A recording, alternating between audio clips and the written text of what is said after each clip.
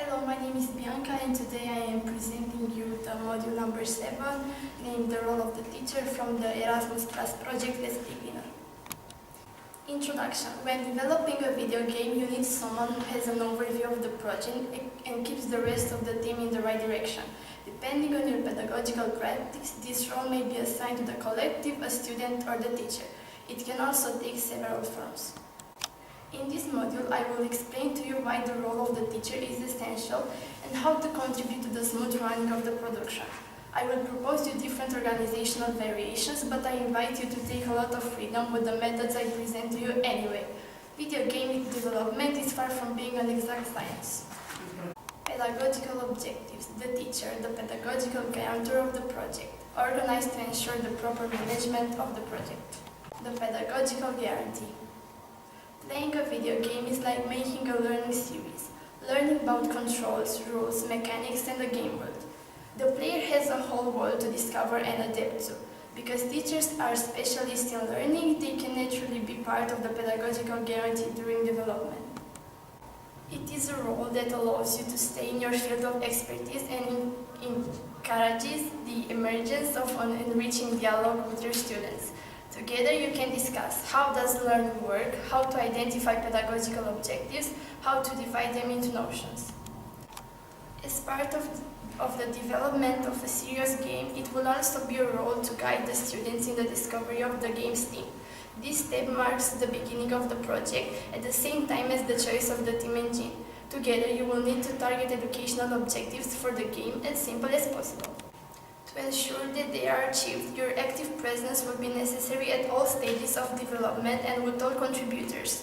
Do the game settings reflect the theme? What does the player learn in this level? Is this challenge commensurate with his abilities? If necessary, you can add content along the way. The creative dynamic. In addition to guaranteeing learning in the game, students will need to maintain the creative momentum. By this, I mean everything that alternates between individual work, collective decision-making, brainstorming in small groups, etc. There is a time for everything, and it is up to you to specify it. Another decisive aspect that I have already mentioned is that it is easy to imagine a game that is too big, objectives that are too ambitious, and to find yourself buried under the mountain of work. To do it right, you must regularly cut everything that is not necessary. At the beginning, disappointment might dominate, but in the end, we feel happier. To guide your students, you have two ways of proceeding that I will caricature to the extreme to present them to you better. With the facilitator's method, the students carry the project and the teacher guides their approach. He is in charge of establishing a common language for all, translating their intentions into objectives and warning them when they deviate from them. With the decision-maker's method, the teacher carries on the project and the students carry it out. He decides on the theme of the game, its characteristics, and assigns tasks to the students.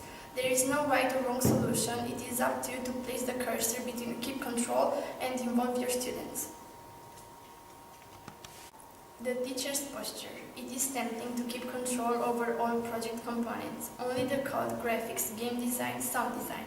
All these domains require a very time-consuming level of mastery. In your field of competence, pedagogy, you can impose strong constraints on each of these disciplines, so you might as well save yourself from the trouble. I, for one, tell my students at the beginning of the game, the less I do, the better I feel, so don't think I'm not doing anything. That would be very far from reality. In the workshop, for example, I give a task, I ask questions, I answer questions, I give points of reference that set the pace for creation, but for the rest, it is the students who do everything.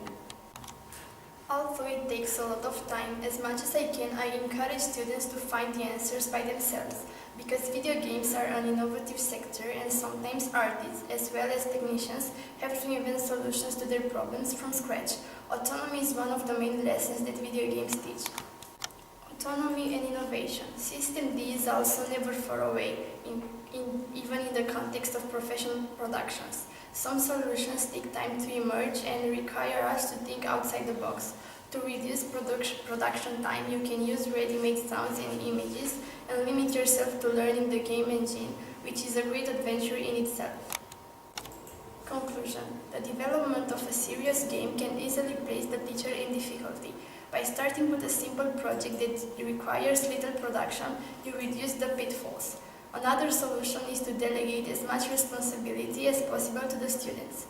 By confining yourself to the sphere of pedagogy, you do not lose control. In a serious game, discretion is central and allows for very constructive exchanges on learning. I personally appreciate the reflections that have been initiated in this very special context.